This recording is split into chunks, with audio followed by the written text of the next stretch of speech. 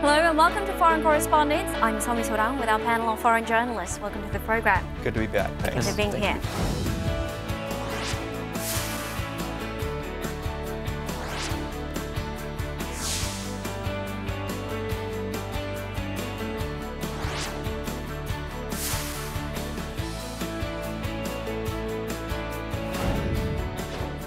August 15th is National Liberation Day here in South Korea.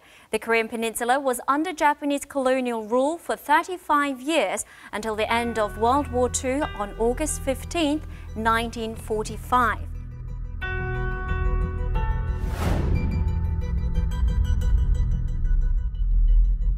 The Japanese Empire plundered the nation's land and property, banned the use of the Korean language, and forced the populace to speak only in Japanese while also adopting Japanese names.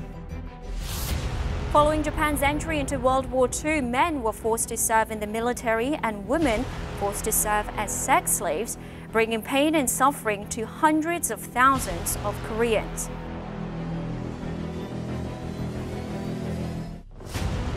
However, there are many concerned voices to this very day here in South Korea that the country hasn't had full closure regarding its history under the Japanese colonial era.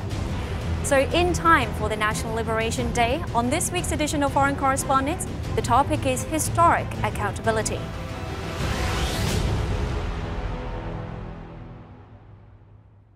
A major remnant of South Korea's past under Japanese colonial rule is the issue of pro-Japanese collaborators and Japanophiles. The 친일파, as they are called, are those who committed high treason by actively working with the Japanese government prior and during the occupation period. Fabian, what's your understanding of 친일파? I realized that it's such an emotional topic last year when there was an actor called Kang Dong-won.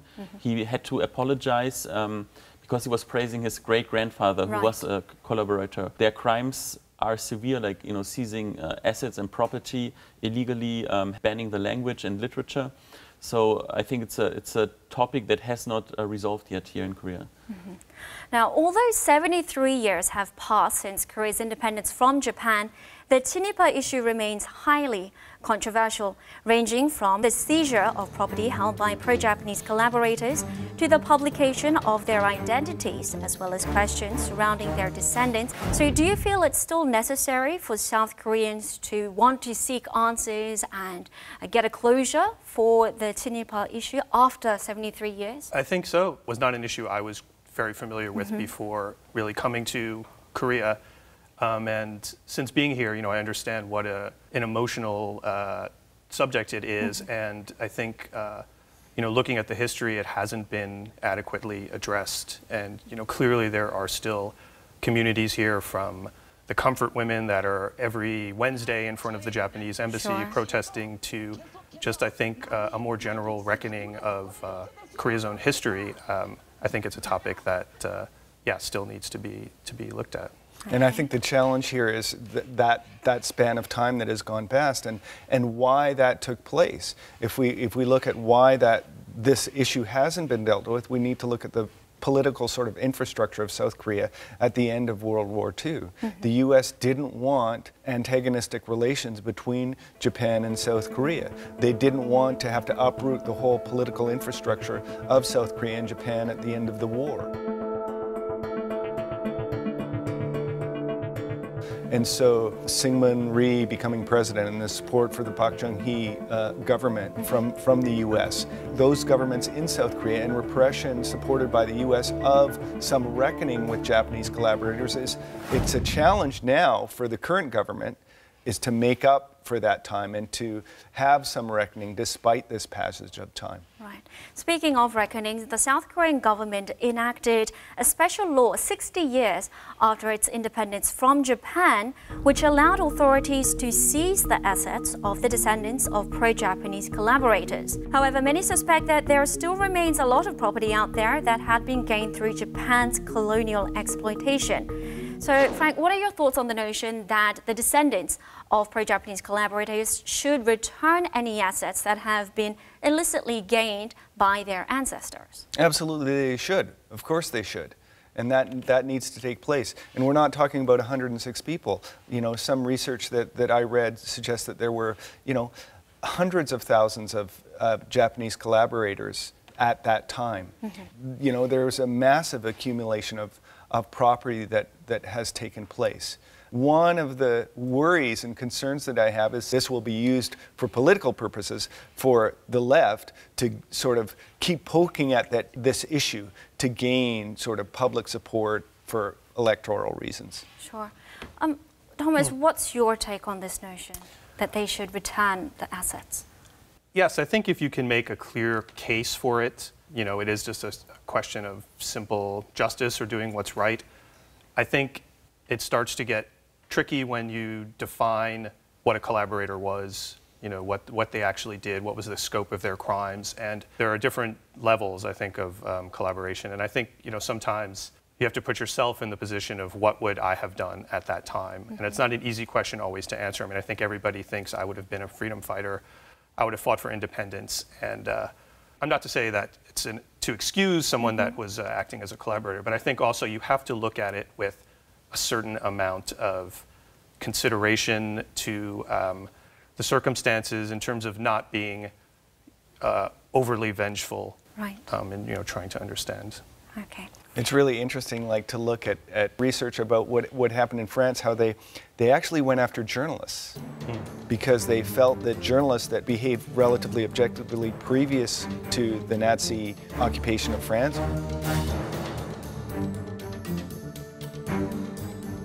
in South Korea, to the Japanese imperial administration in South Korea, how they changed and how the editors of media organizations changed and cooperated with the occupying forces, and how in France they were dealt with quite harshly. Whereas in South Korea, the editors of the largest South Korean media organizations kept their jobs. But I think they have come up now in looking back as some of the ones that have been singled out, partly because of the responsibility of being a journalist. Even some artists, you know, poets, some that I've read before the occupation were very pro-nationalist and kind of changed under the circumstances. And they are looked at, I think, a bit more harshly because of the sense of there's a responsibility that you have. Okay, now let's move on to talk about the freedom fighters or the independence activists. Last year, President Moon Jae-in announced that he would set up a basic livelihood fund to support the descendants of independence activists who are living in poverty. 독립운동하면 3대가 망하고 친일하면 3대가 흥한다는 말이 사라지게 하겠습니다. 독립유공자 3대까지 합당한 예우를 받도록 하겠습니다. So how should South Korea reward or acknowledge or honor the independence activists and their descendants? Well, I think to give them a basic livelihood, that's a good step. I mean, that's a way of honoring the descendants too. Yeah, I mean, they are commemorated during Independence Day too, right? But maybe you could dedicate a special day, like a public day for them too.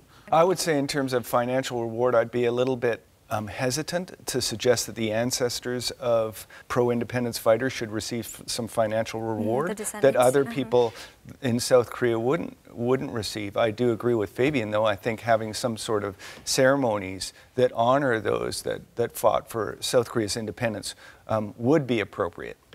Okay. I think the flip side of the coin when we're talking about collaborators and the question of, you know, if you ask yourself, what would I have done at that time? Would I have been a freedom fighter? And if you ask that question, it actually gives more glory to the freedom fighters themselves because, you know, you start to understand what they really risked in that case. And I think, you know, it's an important sort of, you know, it almost gives them, you know, a greater sense of recognition for their bravery. And I think that's, you know, an important factor. So let's talk about the individual pro-Japanese collaborators. In November of 2009, the names of known pro-Japanese collaborators were published in a directory that was then distributed to public schools. The book contains a list of more than 4,000 figures who aided Japan's colonial rule and war efforts, as well as their whereabouts following Korea's independence.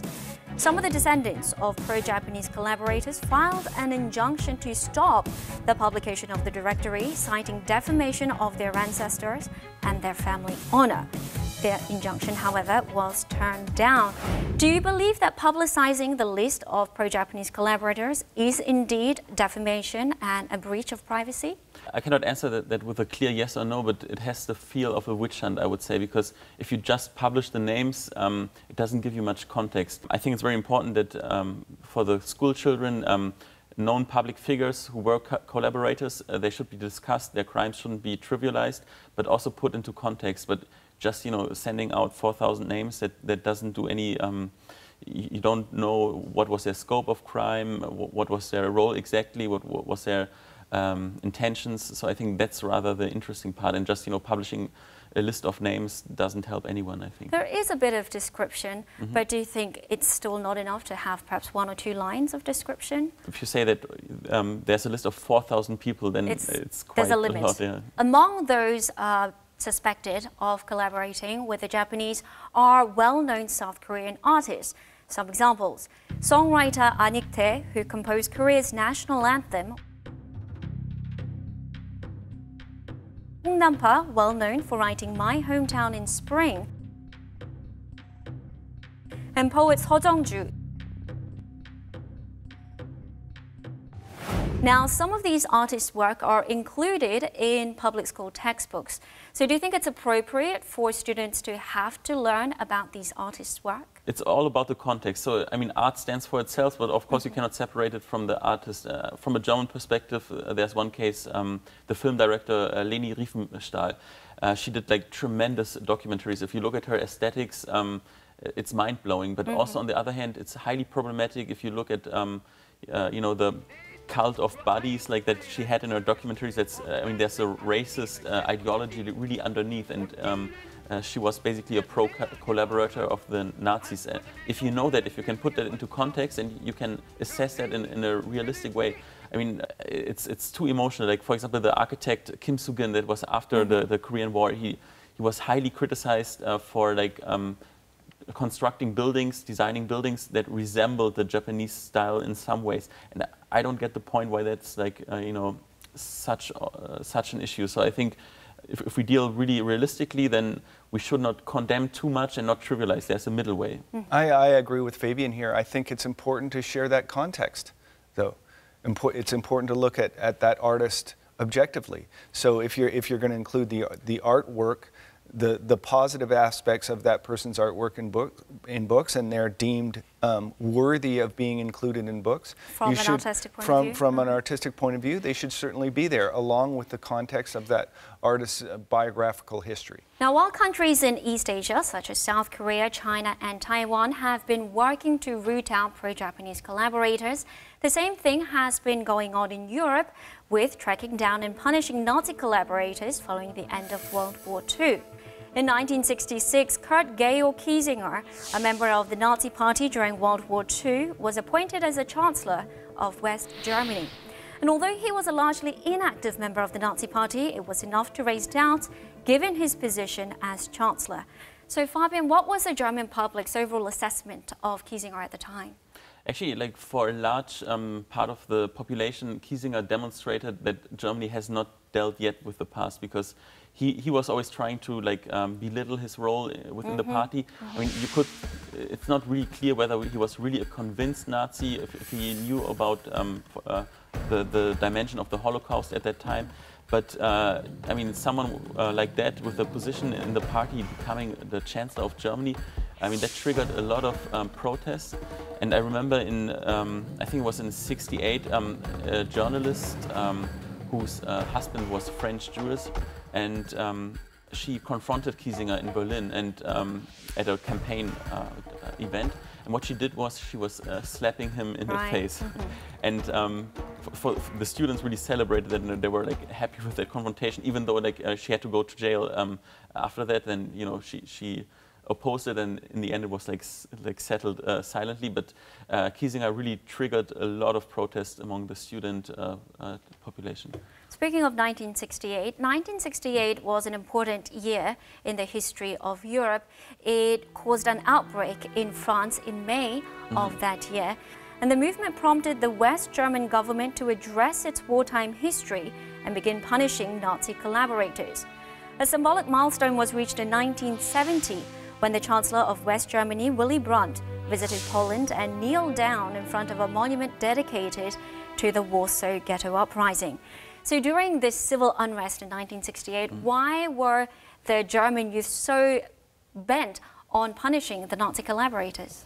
I mean, the movement was basically a rebellion of the children generation versus the parents. The children would ask, what was your role during the Nazi time? What did you do during the war? And like conversations were silenced, and it was a really stiff atmosphere. Like at that time, Germany was not the liberal place that it's now. And while, let's say in France, the '68 movement was much about like having a fair economy, also having like a sexual liberation, like have a more open society. In Germany, it was linked very much to dealing with the past. And you know, people saw in Germany that Nazi collaborators had really high posts in the government, in companies and all that, and they wanted to change that. They wanted a new society. Now, the German government has been unrelenting in its pursuit of pro-Nazi collaborators, regardless of their age. So what are your thoughts on Germany's unrelenting efforts to root out or to chase after these Nazi collaborators? I think on an individual level, if a 94-year-old is going to jail, of course, to some degree, I feel a little bit of pity, but he didn't show. That's the bookkeeper of Auschwitz. He was involved in the death of like thousands and thousands of people. Saw them going to gas chambers, and his stance is up until today. Yeah, I followed orders. I followed what my boss said, and he doesn't show any true remorse. So, in that sense, it's important to punish him. It makes perfect sense. As long as they're still alive, chase them down.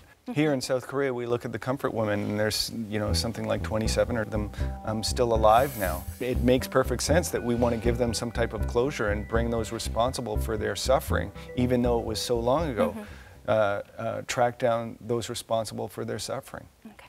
Now let's move to an event that occurred last year. So last August, an American tourist, he was beaten by a local in Germany. Do you believe it was appropriate for him to come under such heavy investigation and criticism? It's the law. I mean, it's forbidden. So yeah, he should have known better. Of course, like beating him is the wrong way. I mean, it's violence. But I can tell from my experience, sometimes in Korea, like rarely, but sometimes it would happen that people think it's funny to, you know, show me some pictures of Hitler and say he was a great leader, or like would also like do the Hitler salute. But yeah, it's kind of annoying when people trivialize it. As an American, you clearly should know much, much better at how you know, charged that symbol is. I heard he was drunk, you know, I mean, not to say that's at a pub, an excuse, but you know, you have to face the consequences of doing something like that in public. And I think he was fined. I don't know, was he thrown in jail? No, probably not, right? I don't know how severe the penalty is. I read there was also around that same time, a couple of Chinese tourists got in trouble for also doing that.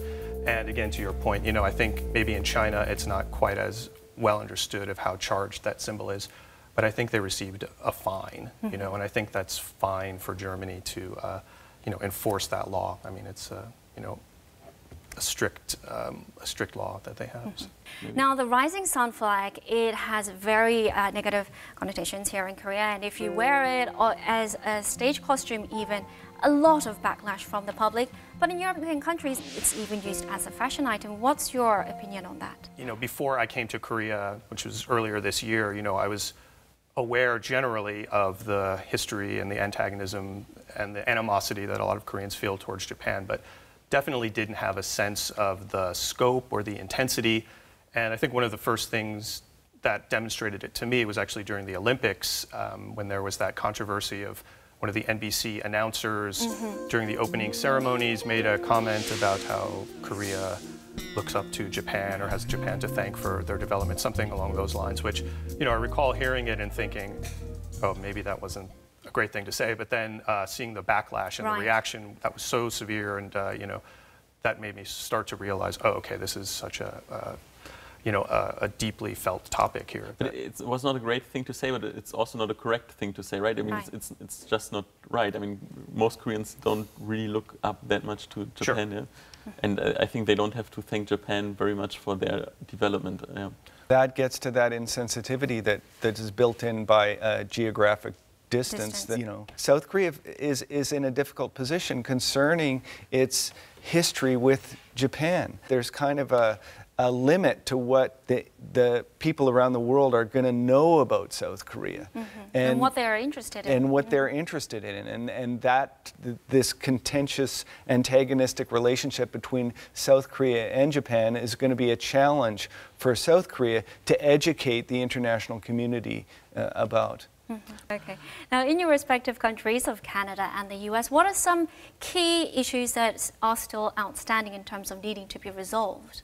Oh, in Canada, it's our treatment of First Nations people, the native inhabitants of our country, what are now called First Nations peoples, and the redress of the behavior of Canadian forefathers in misappropriating basically the entire country is something that's going to take generations. It's only just begun. In the province I'm from, British Columbia, there was a agreement made with one band, the Niska peoples. They numbered 5,500 people. There was a settlement made where they received 2,000 square kilometers of land, some $200 million, and some rights to self-government. We're seeing similar agreements being made across the country, but still there's an incredible amount of discrimination against First Nations peoples in a number of affairs. What about in the US? What are some outstanding historical issues? Probably the most immediate is the racism that is still built into the society that dates back to days of slavery, and still is a very real and living thing that it's slavery ended, but the legacy of it and even systematic policies over the century and a half since. Still keep a serious division in the country and still keep the African American community kind of in a more marginalized position. I mean, just from the extent of one of the great statistics you'll see to illustrate the gap is not so much an income inequality between whites and blacks in the U.S., but wealth inequality, where an average white household, whatever the number is, maybe has $100,000 in wealth, owning a house or something, whereas the average African-American household, it's like in the single digits. It's like $6 or $11, and it's actually a history of housing discrimination through the 20th century. African-Americans weren't allowed to purchase homes in neighborhoods, and many whites think, slavery ended a long time ago. I had nothing to do with that. But, as a society, I think the U.S. really hasn't ever come to grips with it. It's kind of tearing the society apart still. I mean, I think the rise of Trump and a sort of a populist movement has a lot of racial grievance behind it. It's an issue that doesn't have a defined answer for a lot of people. So there's a whole side that thinks, let's just let this go. And then there's a lot of people that think, we haven't even really begun to unravel a lot of the issues. All right, so let's move on to the final question. Korea and Japan, Germany and other European nations, they need to work on bringing closure to their outstanding historical issues in order to properly move forward. And it's widely accepted that Germany has done an exceptional job in that regard. So what can South Korea and Japan learn from Germany's case to resolve its historic differences and bring about better ties in the future? I think the ball is really in Japan's court in terms of making a real gesture towards reconciliation. Japan has apologized, definitely, but I think not to the satisfaction of a lot of people that have been affected by their actions here. I would like to see, I don't think it will necessarily happen, but a true gesture that would be an undeniable demonstration of atonement. You mentioned that Willy Brandt kneeling at the, the site in Warsaw. I mean, something like a prime minister meeting with the comfort women, or some kind of just, undeniable acknowledgement of guilt, not couched in, okay, well, that was the past and now we don't want to talk about it anymore, or not money funneled through a foundation or a fund or something, some kind of direct, deep acknowledgement of, sorrow and direct apology. But on the other side, I think Korea has to be willing to accept that. I mean, it takes two sides. There has to be a willingness to engage and a willingness to be able to forgive. All right, we'll have to wrap it up there. Thank you for your insight. Thank you. Thank you. History is an unending dialogue between the present and the past. This is a quote from renowned historian Edward Helen Carr, best known for his book, What is History? We hope that through continuous dialogue between its past and present, South Korea can realize historical closure in order to build a better future for the country. That's all the time we have for today. Thank you for tuning in, and bye.